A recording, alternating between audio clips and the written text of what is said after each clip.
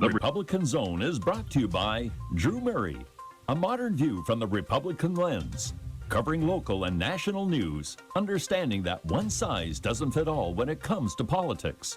The Republican Zone airs Wednesday from 1 to 2 p.m. and Saturday from 3 to 4 p.m.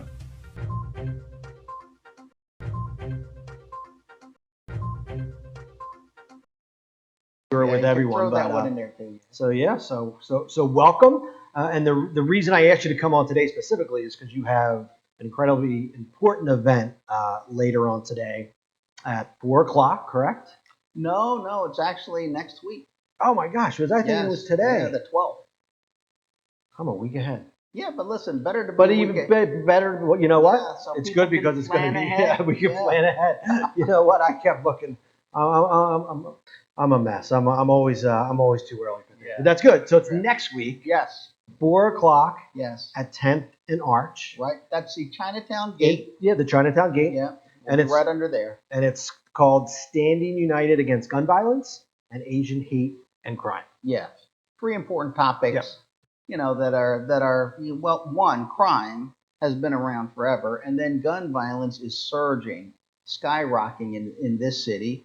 And of course, we have this new phenomenon, which is not new, but it's certainly in the media right now, and it is surging as well, and that is this anti-Asian hate that's going around the nation. Now, that's interesting because, yes, if you asked me 2 years ago, you know, is there Asian hate? I would have said, no, I'm a white man. I'm not an Asian man. I would have said, I don't think there is. So, but now you're hearing it more. And it's because of COVID, that's why you're hearing more. But did you experience, you know, growing up or, you know, through your college years at Dickinson College or, you know, when you worked in the district attorney's office, did you experience, you know, what they're calling Asian hate? Well, yeah, I mean, hate, unfortunately, has been around for a long time, and you could talk about all different types of groups. And sometimes it becomes more prevalent. Like after 9/11, there was hatred towards Muslims, anyone who looked or dressed, even if they weren't Muslim, they just looked like a Sikh, right? They look Muslim, They're not. And that happens periodically. And so the history of discrimination and violence against Asians is longstanding in this country. Really started during the gold rush and resulted in a number of very significant laws that actually prevented Asians from coming to America and prevented them from becoming citizens so they could not vote. And that is a part of the Asian American experience. Not voting, not electing, you know, your legislators, not lobbying for legislation or against legislation, but rather going to court, going to the Supreme Court, and eventually, after the laws like the Exclusion Act of 1882, those laws prevented the immigration of people like from China and then later all of Asia. And so by that time, the folks that were here, very few folks that were here of Asian ancestry, kind of gathered together in Asian towns like Chinatown and pretty much did not have anyone to champion them, didn't have a way to fight the system. And so they pretty much hid from the system, you know, after experiences such as being lynched, being burned, being shot, things like that. It's kind of a no-win situation. There were also laws that made it illegal for someone of Asian ancestry to testify in court against someone who was white. So after you got murdered, you know, you couldn't have somebody come in and testify. And so part of that experience led to the isolation of many of these people in communities where they were kind of left alone as long as you stayed in those communities and you didn't interact. That really only changed after the Immigration and Naturalization Act of 1965, which once you get past the quotas, you're talking about 1968. So the Exclusion Act of 1882 prevented anyone from China from immigrating to the United States. You could come as a visitor, you come as a student, for example, but you couldn't immigrate and stay here. And if you were born in the United States, you were not automatically a citizen. that was actually a Chinese American who was born in America, left the country, and when he tried to get back in, they said, you can't come in because of the Exclusion Act. And he said, oh no, I'm a citizen by birth. Birthright Sure. citizenship was decided in that case and many other cases brought by, at that time, Chinese Americans that laid the foundation of many of our civil rights laws. So, because China was an ally of the U.S. In during World War II, they repealed the Exclusion Act that was called the Magnuson Act, but it only allowed like 115 Chinese to immigrate per year. So it was not really that significant. So the Immigration and Naturalization Act of '65 is the one that really opened the door for Asians to come to America. And that's why, prior to '68, there were not that many Asians in this country. And then after '68, a lot of Asians started to come to this country, and the numbers grew from that point. But consider what happened when they weren't here. They were coming really in the early '70s, the '80s, the '90s. So they weren't here in the '50s. They weren't here, in '62 and '63. So, and the reason they weren't here is they were not allowed to be here. They weren't welcome. There were laws to prevent them from coming here. Those that were here were, very small number of people, but they did participate fully. For example, the most decorated military unit in American history is the Japanese American unit. That is the 442. Now, I have to qualify that by saying size and length of service, when you say unit. Mm-hmm. But it was only active really for 2 years during the war. Tremendous casualties, great acts of heroism, a lot of decorations, medals. And they actually were part of the Japanese Americans who were interned. Sure. Yeah, I was going to bring that Yeah, up. I mean, that was obviously there. Yeah, about 127,000 people in America of Japanese ancestry, at the time of World War II. So that's not a huge population.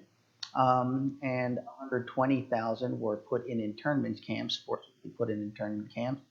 80,000 of them were U.S. citizens. And then from there was a lengthy process of petitioning the U.S. government for these Japanese Americans to be able to fight in World War II as Americans. And so they joined the military and served in Europe.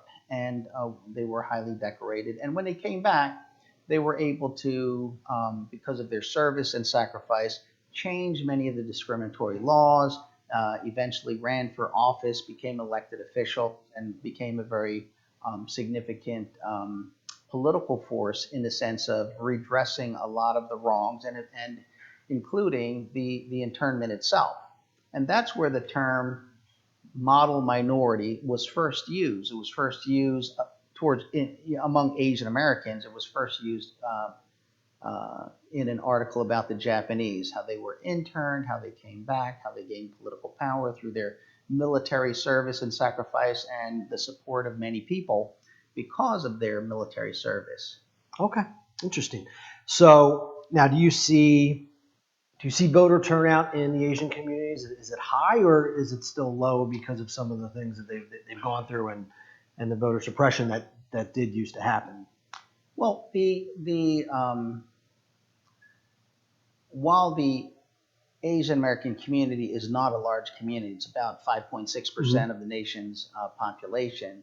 It generally has higher than average, voter participation. And the old formula is it's like 1/3 Democrat, 1/3 Republican, 1/3 Independent. But that's kind of a rough, outline. I think what it really says is there isn't really a strong loyalty in the sense that while some Asian Americans are die-hard Republicans and some are die-hard Democrats, for the most part, it depends on the candidate and the issue. So you'll see swings. Sometimes they vote heavily for the Democratic candidate, sometimes more heavily for the Republican candidate. But I think it's also important to note for people who may not know this that in America you have like white, black, brown being Latino brown and Asian, right? Those are your four buckets. And whites make up about 75% of the population when you include white Hispanics. Hispanics make up about 18%, 18.5% of the country. African Americans make up about 14%, 13.9. Asian Americans make up about 5.6. But when you the United States, the total population, the total world's population of white, black, and brown is 35%. 65% of the world's population is not black, brown, or white. Now, they're not necessarily Asian either, but when you come to America, the only other bucket you got is Asian. Right?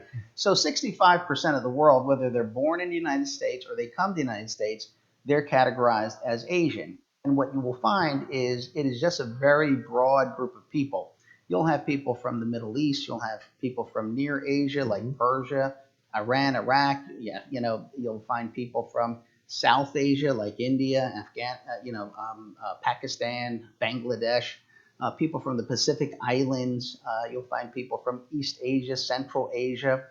And, the world's largest Muslim population is Asian. The world's largest Hindu population is Asian. The world's largest Buddhist population is Asian. Different languages, different cultures, different ethnicities. So there never was a cohesiveness. You couldn't just say like Asian and all these people would raise their hand. They were like Chinese or they were Cambodian. Well, it's very broad. I mean, it's a huge continent. Very broad, right? I mean, Russia is in Asia. Right. You would never look at someone who's Russian and say, okay, that person's Asian. Right. So yeah, when you look at Russians, typically you'd say they're Caucasian, right?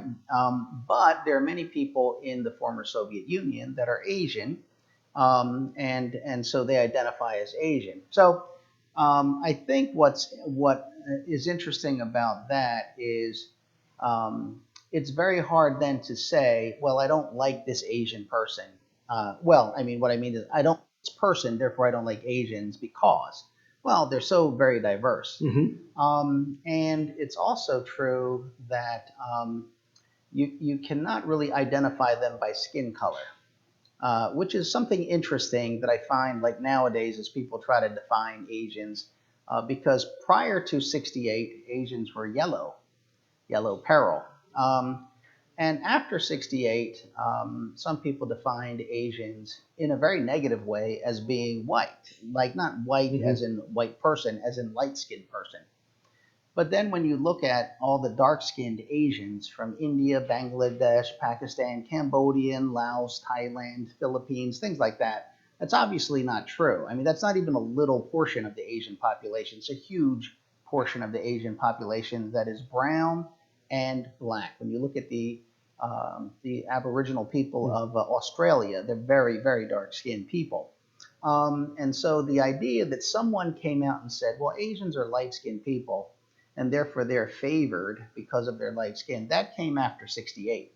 And I guess my point is, when we talk about Asians and Asian Americans, there's just a lot of misinformation.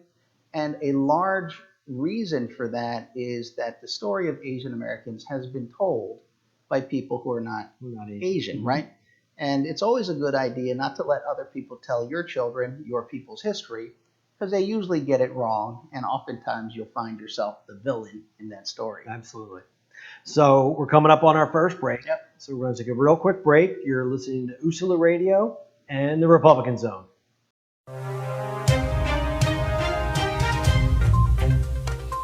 The Republican Zone is brought to you by Drew Murray, a modern view from the Republican lens, covering local and national news, understanding that one size doesn't fit all when it comes to politics. The Republican Zone airs Wednesday from 1 to 2 p.m. and Saturday from 3 to 4 p.m.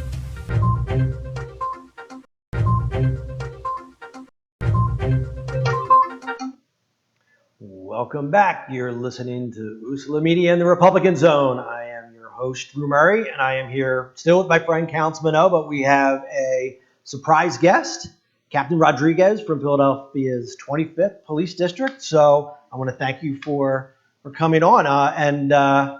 This is you came in at a perfect time because Councilman O is here to discuss his event, which is next week on the 12th, and specifically it's Asian hate and crime and gun violence in the city, which is obviously unfortunately it's exploding, and we can have discussions on why that's happening. Is it COVID? Is it policy? It could be attributed to a lot of things. So where is exactly, number one, where is the 25th district for our listeners? It runs between the Boulevard to Lehigh Avenue, Broad Street to G Street and Front Street, Okay. up of Allegheny. And what have you seen during COVID or even just prior to COVID? Are you seeing crime in general, quality of life crimes increasing, decreasing, violent crime, violence? Is it? It's been a weird dynamic because a lot of our crime categories have seen a decrease. And it could be because more people were home, so we saw a decrease in residential Sure. burglaries. But then you saw a big increase in commercial burglaries, especially with the civil unrest and the looting. While shootings and homicides are spiking, again, a lot of the other quality of life issues have gone down. So car break-ins down, those types of things down? In some places, Mhm. yeah. Issue we're having is the catalytic converters being taken. Yes. That's kind of a very hard thing to prevent, I guess. Unless you got a low rider, you can drop your car every night. Is that what it is? I don't need. If No, you I'm ask me, saying, if you have hydraulics, you can drop your car. But if they can get underneath your car, that's sometimes less than 2 minutes. if you asked me where my catalytic converter was in my car, I would have no clue. You could be in the trunk for all I know. So you're talking to the wrong guy there. Maybe Councilman O knows exactly what it is. Are you? You know what? I know it's somewhere in the hood part of the car. I would Yes. imagine, right? Yeah, I mean, I live in Logan Square, and they're saying, you really got to watch where you park your car. I have a driveway that I share, and my neighbor theoretically should have a car, but she doesn't. So I've been parking my car in my driveway every night because of that exact issue. I see it on Nextdoor all the time, and you see it on Civic Association websites that the catalytic converters are getting stolen every night, and there obviously must be a secondary market for it. Yeah, I do think there is a lot of concern, about crime in our city, and the captain obviously can talk about the facts of what's going on, in his district and around the city.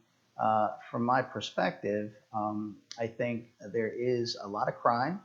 I do think people are fatigued and wearied, and they're not reporting crimes because they are demoralized. I just think people, from traveling around the city and talking to people, and from the community that I live in a high crime area in Cobbs Creek, King Sessing, that a lot of crimes are not reported because people just feel that there's no point in reporting.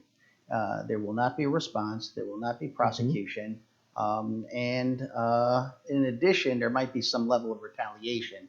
What I do see people doing, they are buying guns and dogs. That's what I see. Everyone's got a pit bull, and everyone's buying a firearm of some sort. I really think that is a huge problem because to me, it reflects a lack of confidence that the city government, is going to provide public safety, where you just have to pick up the phone, call 911, a police officer responds who's professional, courteous, knows how to handle things, and beyond that, the persons involved will be apprehended and go through a process of criminal justice, but you will be safe. And I think that is, at this point in time, very much up in the air in the minds of a lot of citizens. Whatever the realities, I think that is a problem. Well, at a citizen level, I will tell you that we feel that the police, their hands are tied, especially when it comes to quality of life crimes. That if those are reported, they're not going to be arrested. They're not going to be prosecuted, and that's a policy issue. And we can discuss that. We'll leave that to the side for now. But I know at a resident level that we feel that if we do call the police for something like a car break-in, or in my case, I'm in Center City, if someone is we have a homeless problem, and I'm very empathetic to people who are are homeless, but there are homeless people who will camp out, for example, in my driveway, and we're apprehensive to call the police because we don't think that they can do much because we feel that your hands are tied, especially when it comes to quality of life crime. Yeah, I'll just throw this out before we go to the expert in the room, the captain, because I think it's important for people to know it's a policy issue, but it's a voter issue. These policies are in place because of the voters, the ones who voted and the ones who didn't vote. So what you have is you have people who have voted for certain policies, and we are seeing them and we're going to get a chance to figure out, are they working or not? Do they need to be tweaked? Do they need to be done away with? What's going to happen? But I say that because it is at the end of the day the government that people elect by voting or not voting. Sure, absolutely. Yeah, Captain, how's your perspective on the crime and So the safety issues? councilman brought up a good point about the reporting of crime, because you can play with numbers. When you get the numbers, you can for or against whatever your cause is, but there is a lot of unreported crime, and we know that going in. Sure. But it's important to report the crime because we base our deployment on that. So, take for instance, your neighborhood. You have 4 cars that are broken into, and only one person reports it. Okay, so now the captain's going to look. You had 1 car broken into.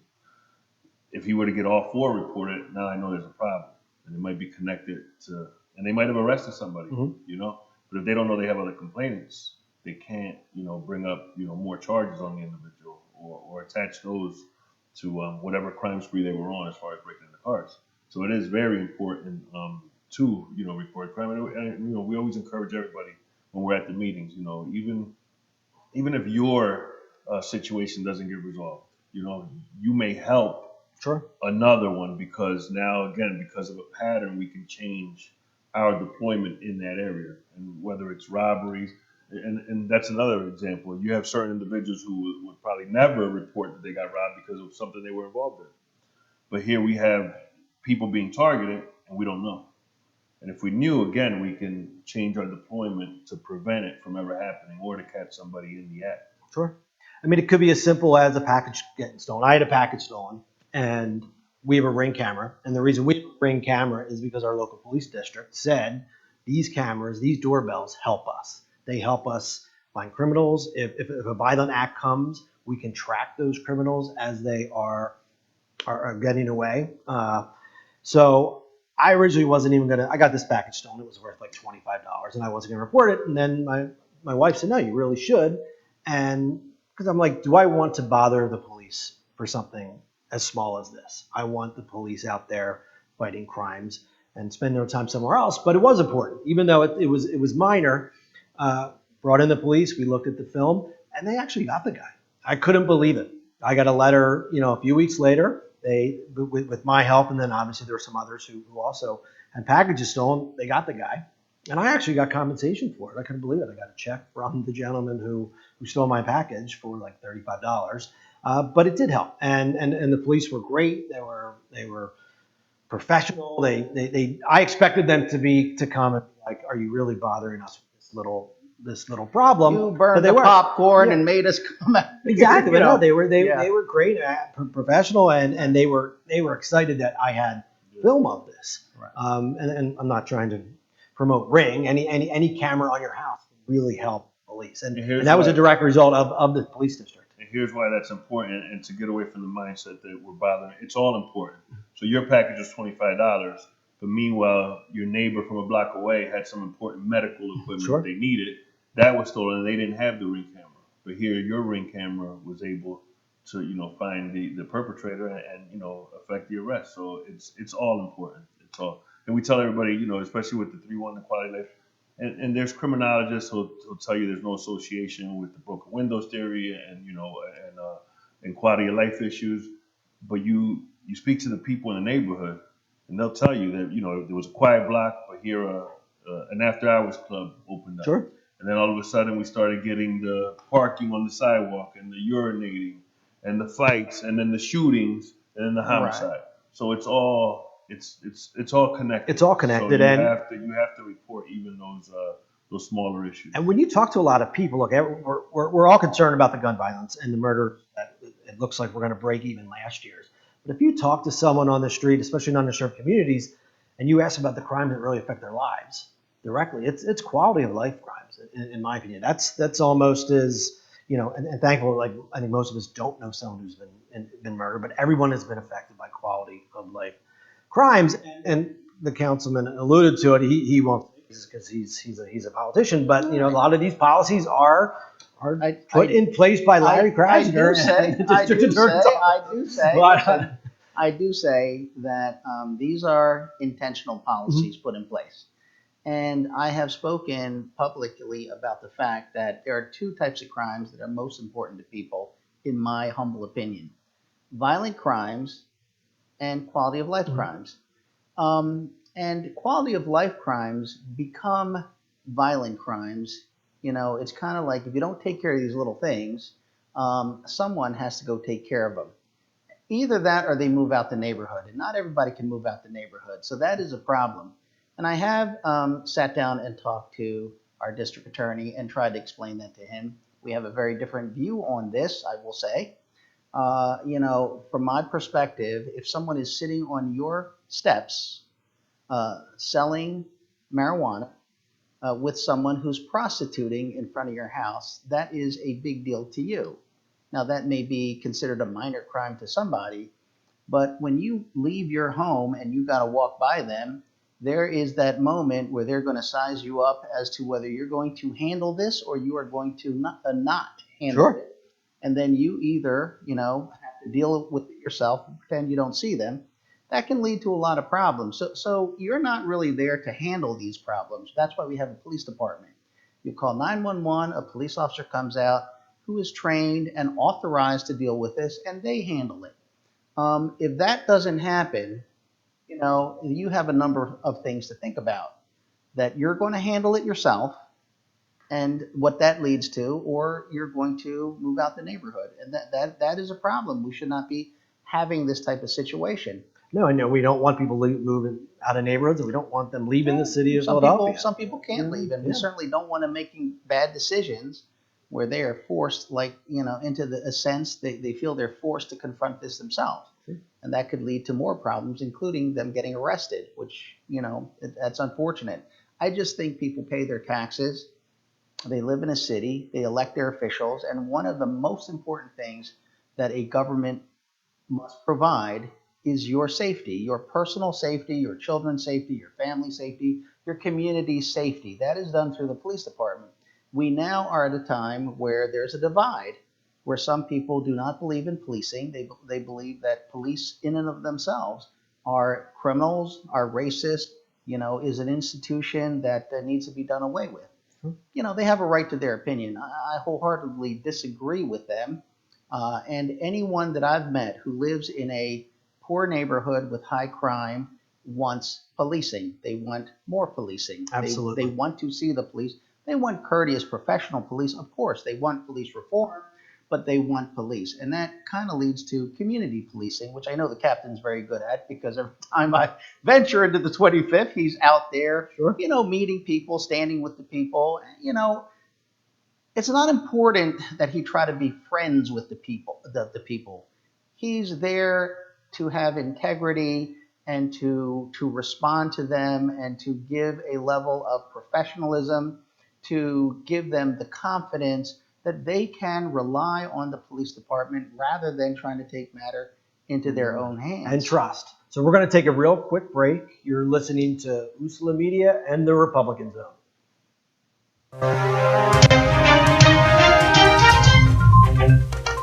The Republican Zone is brought to you by Drew Murray, a modern view from the Republican lens, covering local and national news, understanding that one size doesn't fit all when it comes to politics.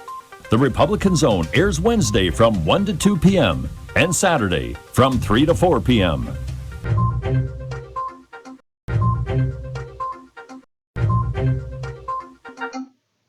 Welcome back. You're listening to Usula Media and the Republican Zone. I am here with my friend Councilman David O and Captain Rodriguez. And we've been talking about crime in general in the city. And one of the reasons that I brought in Councilman O was this event that he is having a week from today. And first, I want to say, and I should have said this right when you came on the show. Thank you for your service, by the way. I'm a backer of the police. I believe in police. I completely am against any talk of defunding of the police. You and others who work with you risk your lives every day, and I just want to thank you for that. So, Councilman O, tell us a little bit about this event that is going to be at 4 o'clock on May 12th. Yes. That ties into all this because it's Right. Asian hate and crime. So May is Asian American Heritage Month, and there has been a surge of vicious and bizarre attacks, especially on the elderly and women who are Asian Pacific American. But at the same time, the biggest problem we have in this city is murder, and it is horrendous what's happening. Just innocent people, and children and women, the elderly, being shot and attacked, and for those who are not so innocent, they don't deserve to be murdered either, right? So gun violence is the number one problem in our city, so there have been many things going on, but what I wanted to do was to bring people together to stand united against gun violence, Asian hate, and crime. In other words, as different as we are, as different in terms of location, socioeconomic status, race, ethnicity, religion, do we share the idea that we want each other to be safe? We want our city to be safe. We want to have a good quality of life in our city, and so I threw out the idea that we would have a community unity rally, and from the flyer that's out there, you could see that the response has been tremendous. We have groups, of course, you would imagine the Asian American groups like the Chinese, the Koreans, the Cambodians, the Vietnamese, the South Asians like the Indians, the Pakistanis, so many different groups. But on top of that, we have groups like Philly Hip Hop Awards, the Dominican Grocers, the Liberty Bell, small business, which are the Russians. We have the Malayali from South Asia. We have the Muslim League of Voters. So we have a very diverse group. Casa Venezuela, Acción Colombia, Mexican store owners. We have just tremendous diversity of people who agree on this. We want good policing. We want our neighborhoods to be safe, and we want to show people that we care about their communities by making sure that when there is trouble, that they will see some police officers watching over the kids, making sure the playground's safe. And for those who, have an idea about what is driving a lot of this gun violence, the captain will know, but I will say from what I've seen, there's really two things that stand out. One is drug dealing. And so the idea that look, I mean, we have so many people from outside of Philadelphia coming into our city, and our city has some policies where they end up coming here more and more, staying, and the city, instead of moving them out, is trying to address all their problems, which it cannot do. Because of that, it is a free-for-all in selling drugs to these people. And these people get money to purchase their drugs, and there's shootouts and all kinds of things. The other thing is the young people, and the social media is a big contributor to their beefing and other things, which they do very publicly, and preemptive strikes. What is somewhat unique, I think, about what they do is they're very young. And they seem not to care that there's a camera, it's the middle of the day, there's children. They go out shooting, and they are shooting up the place. I mean, these problems are ones where, for example, if our city doesn't respond to these communities where people can't even take their kids out to the park, what does that say about our city? It says we don't care. And so the idea that we won't send uniformed police officers, we won't send detectives, we won't take a look, we won't provide safety, we won't make sure people can get on a subway without fear of being beaten, harassed, shot, hurt, things like that. No, we have to do that. And I think this is a call to action, all of this group that say, yeah, I care about you, you care about me. We want to work with our city. We want reforms where they're necessary. We want to deal with George Floyd, all that happened, with him and other things. But that comes through better equipping, better training our police force. That is a good way to do it. And having community policing where we're working hand in hand with our police for the good of our citizens. And it's about bringing trust of the community and the police. Yeah. To bring that trust back, because it's really gotten hurt over the last year, and I'm not looking at any blame, but it's there, yeah. and we got to and we need to address it. I am going to say this, Drew, because I agree with you, and I don't in this sense. The image has gotten hurt in the press, and certainly it has influenced people. But a lot of people in our city trust the police, want the police, and want them to be able to do their job properly and professionally, and want to support them. That has never changed. And what is interesting to me, when you go into the poorest neighborhoods and the roughest neighborhoods, they want the police. They want more police presence, actually, Yes. I would even say. Yeah. Our biggest supporters are usually from, your North Philly, your West Philly, the areas that need them the most. And the voices that scream the most, about abolishing police, which is, absurd, or defunding, is usually people who don't live in the neighborhood, trying to tell people what they should, want and what they need. But to go back to the councilman's event, things like that are important because when you're dealing with or working with immigrant communities, regardless of their status, there is a lot of issues with trust, and it could be just a language thing. Sure. It can be whatever their situation was in their country that they came from and how they view police. Police may have been a little bit more heavy-handed there, and they won't report a lot of things. And go back to what we said earlier, you can have a whole community being victimized, and if it's not reported, we don't know. Sure. Somebody can be targeting a Haitian community, specifically just the Haitians, and if we have no idea, we can't help. You don't know where to bring your forces. Yeah. And so it's important, and that's why as city agencies, we try to stay away from the issues that the federal government has with immigration, because again, we're trying to help everybody. We don't want anybody victimized. But unless we know something is happening, we can't help.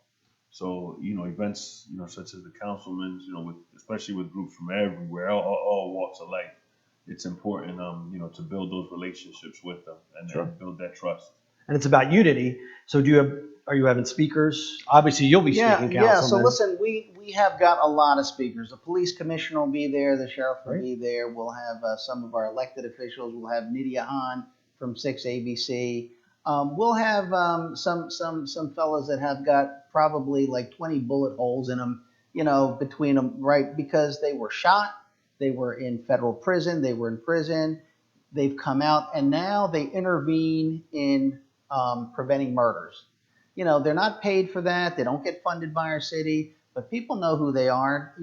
Are they a little nutty? Yeah, because who does that? Who goes and intervenes in murders before they happen? But that's what they do, and they're well known for it. So we have a variety of folks, and we have some stories to tell about how one group of people, from a different racial group or ethnic group, helped another group of people. And these stories are not told in our city, and it's a shame because people would feel better about each other. I think a lot of this hatred, comes from the fact that someone says, well, that person hates me, so this is a way I get back at them. But if they knew the stories, they wouldn't say, oh, that person, just because they're of that race, ethnicity, or religion, hates me. They would say, oh, listen, you deal with each person as individuals. There's some wonderful stories of how people helped each other in our city. And we're going to recognize them. But because we have so many speakers, as you can see. How many do you have? Oh, we probably have about 40. Oh, speakers? Yeah. So listen, everybody gets up with like 2 minutes, right? You might have to go to 1 minute. No, but here's if you the tell thing. them 1 minute, they'll take then 2 listen, or 3. We'll have a great event. But here's the point.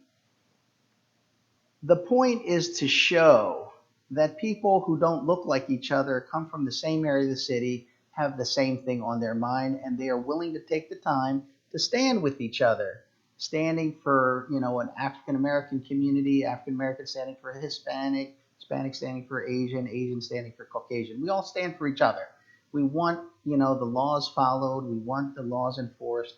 We want justice. We want a good quality of life. We want fairness and opportunity for everybody. So it's really the fact that so many different diverse people come up and say, I'm here for you. You're here for me. And that's the point of what we're trying to do. And we want the police. And we want the police in our neighborhoods. Well, yeah. And visible in our neighborhoods. There are different opinions, and people have a right to their opinion, but there's only one opinion being promoted heavily in this city right now, and that is one where poor communities and communities that want policing don't get the police. And might I say that wealthy communities have got very good policing, and they are surrounded by wealth, which somewhat, protects them from some levels of crime, but not absolutely. Sure. But when they call 911, they get a response. The issue is that we need the resources in the roughest, toughest areas where crime is constant, to the degree that people are truly affected by it, and they cannot take advantage of the things that are in and around, like the park or like a 7-Eleven. They can't walk there. They can't stand at the bus station. These are things they should be able to do to enjoy their quality of life, and we have to provide that. Sure.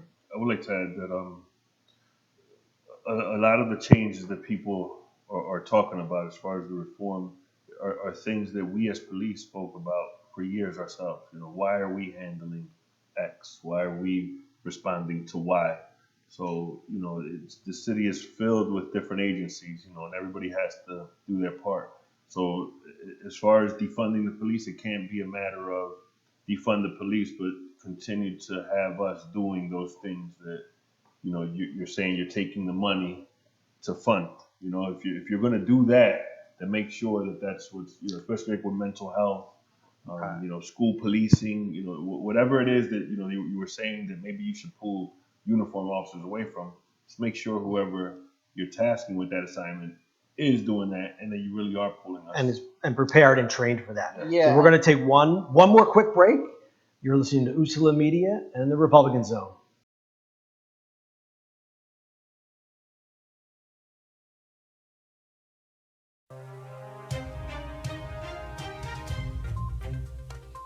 The Republican Zone is brought to you by Drew Murray, a modern view from the Republican lens, covering local and national news, understanding that one size doesn't fit all when it comes to politics. The Republican Zone airs Wednesday from 1 to 2 p.m. and Saturday from 3 to 4 p.m.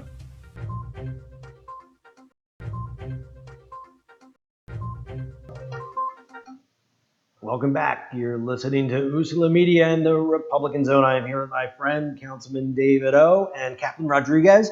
And we were talking about, how do we allocate our resources as a police force? And when we talk about the funding of the police, I always say to people, well, why didn't the police, or people will ask, why didn't they have tasers? Well, if you're trying to defund the police, you're actually taking away resources that they could use to have things like tasers, to have things like body cameras. And as you were alluding to, Captain, there are resources that could and should be used, and maybe the police shouldn't necessarily be the first line of defense, or maybe they shouldn't be the only people to go out to these calls sometimes. When someone is having a mental health crisis, I do think you need the police there, because if you send a mental health crisis expert out there, you need the police to protect that person too. But it takes a village to to come together and police it and handle the situation in the correct way. Right. And sometimes you need a mental health person there to help the situation, but I don't think that mental health person should necessarily be the only person there. Right. Well, I think the first thing people should ask themselves is, if you want a better police department, what would it be? Now, does that cost more money or less money? Listen, if you could get a better police department with tasers and body cameras and better training and resource equipment and all the things for less money, fantastic. But it probably costs more money to get to the police department that you want. And then this city doesn't operate after 6 o'clock. What I mean is, A lot of folks like L&I, people want L&I. They want L&I to go out and do the inspections, make sure they're doing their parts on civil issues. But since they're not working, the only people who go out are the police officers. And they're not actually trained in that type of thing. That's not actually their job. They're being deployed to handle every other agency's job, and that's not what they do. And it doesn't contribute to a more safe community. So I do think that, as you just said, it's important for people to really not just say like, well, we're going to cut funding to get to a better police department, or we're going to reduce the police in order to get to a safer community. When someone puts in a call that there's someone with a mental health crisis and they have a knife, I'm not sure that social workers are going to run out there and handle that case. Or how do you know there's someone having a mental health issue, but when you get there, they become violent? Sure. You're going to have the police there. Maybe with the police secure the situation, things are safe, then the mental health people can come in and do their things. But trying to replace police officers with mental health persons, and I will finally say this, look, I had a talk with SEPTA, and I said, look, you cannot replace SEPTA police with private security. What happens is security guards are not authorized to do certain things, and they don't. And what they're not going to do is they're not going to jump in when you're getting attacked by 6 or 7 people and beat them off with their ball pen or their cell phone because they're unarmed. It's not their job. They're not going to do it. We've seen an incident, viral incident, where there was an Asian woman talking about Asian hate, and a big gentleman came, kicked her, and stomped her. And the security people came in, walked up and closed the door and locked it. And people were critical of the security people, but quite frankly, how much are they getting paid? What's their health care? And what if they go out there and get stabbed and shot? No, Sure. I think they should have gone out and helped.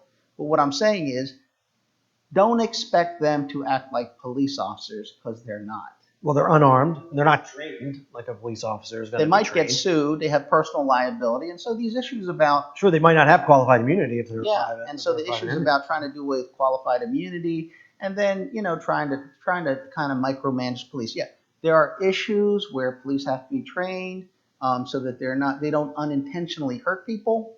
But on the other hand, when you're wrestling for your life, you're trying to do things. You have a whole rule book there what you can and can't do that some legislators made. That's very realistic and very problematic. I believe that will lead to unintended consequences of more injuries and more harm. And Captain, you were faced in the last year with sometimes impossible situations, and I'm referring to the riots and the looting and peaceful protests. I saw them a lot in Center City. They were right outside my door. I literally live right near the Vine Street Expressway where tear gas was used, and the police were criticized for the use of that tear gas. I was personally there, and I will say those were not peaceful protesters. And if a non-lethal means is used to disperse them, to get them off the highway, I was absolutely perfectly fine with it. In your district, did you see a lot of protest, a lot of that turned violent, that turned looting into looting? We didn't have protests. It was the looting. It was just pure It looting. was the first one in May. Once everything happened downtown, and there are reports that there's some elements that went into the neighborhoods to start it. I can't confirm or deny that, but I know that there were a lot of opportunists who Exactly. just took advantage, and some of them were hardened criminals. Some of them were just your neighbors. I stopped a lot of them 3-4 in the morning because the hours that I was working opposite the other captain kept me working late night, and you stopping mothers with their children in the back, and what are you doing? What are you out here doing? But they got caught in the moment.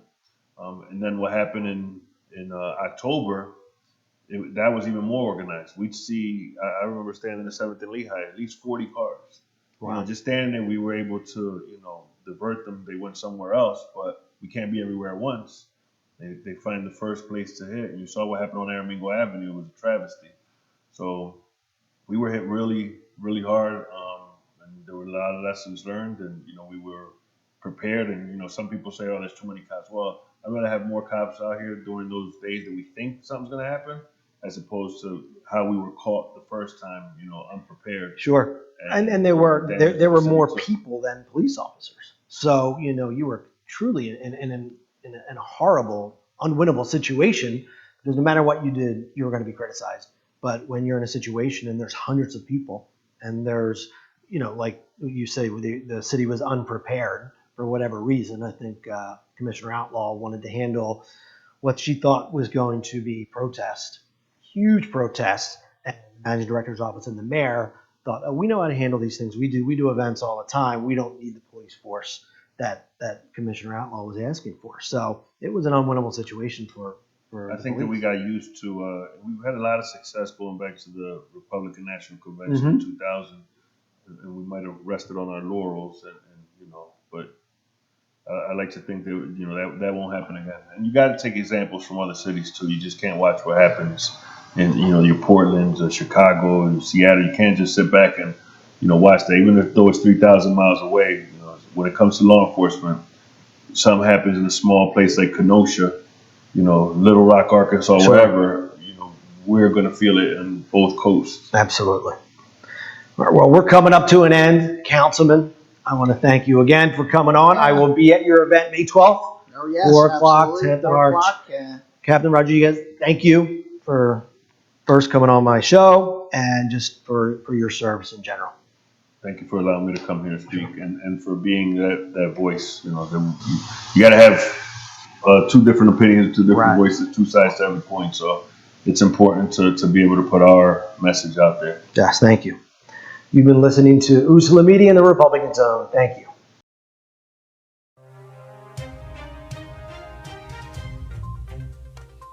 The Republican Zone is brought to you by Drew Murray, a modern view from the Republican lens, covering local and national news, understanding that one size doesn't fit all when it comes to politics. The Republican Zone airs Wednesday from 1 to 2 p.m. and Saturday from 3 to 4 p.m.